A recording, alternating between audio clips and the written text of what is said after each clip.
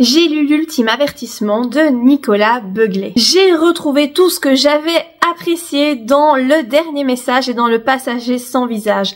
À savoir que l'auteur va baser son histoire sur des faits qui sont réels, mais que l'humanité, le commun des mortels ne connaît pas. Ici, on va parler de l'Homo sapiens, l'Homo erectus, je crois, et la mémoire de l'humanité. J'ai trouvé ça super intéressant, et pour tout vous dire, une fois le livre refermé, j'ai fait des recherches parce que vraiment, je me suis questionnée, je me suis demandé, mais est-ce que ce qu'il raconte c'est vrai ou c'est complètement inventé? Alors il y a de la fiction, bien entendu, mais il se base quand même sur des choses assez réelles et qui sont hyper interpellantes. Il y a un bon gros côté complotiste dans ce roman et moi c'est ce que j'aime avec cet auteur. Disons qu'il n'hésite pas à nous bousculer. On suit ici un duo d'enquêteurs qui est un peu rocambolesque. Donc il y a Félicia qui est une jeune femme spécialisée dans les objets anciens.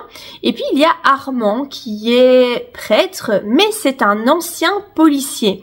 Donc les deux vont s'allier pour enquêter sur la disparition mystérieuse de 4 personnes. Ils débarquent tous les deux au manoir de Castlemore. Félicia doit à l'origine enquêter sur 3 objets retrouvés dans le manoir, mais la vraie raison de son engagement c'est d'essayer de retrouver les 4 personnes qui ont disparu, dont le père Castlemore. Le roman est très haletant, c'est un page-turner, on n'a pas envie de le refermer, on veut vraiment savoir ce qu'il se passe, où ont disparu ces 4 personnes, quels sont ces objets, quels sont les secrets derrière ces objets. Alors je dis, on part dans des théories complètement farfelues, donc il faut essayer de faire le tri entre ce qui sort de l'imagination fertile de l'auteur et ce qui sont des faits scientifiques,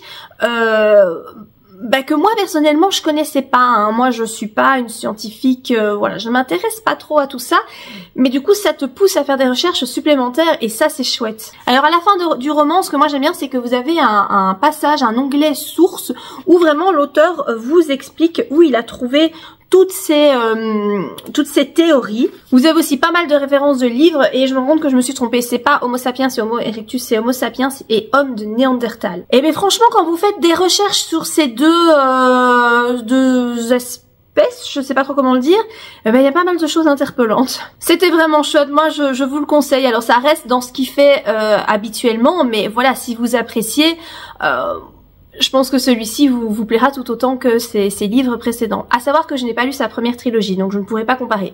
Je peux juste comparer à la trilogie du Passager sans visage.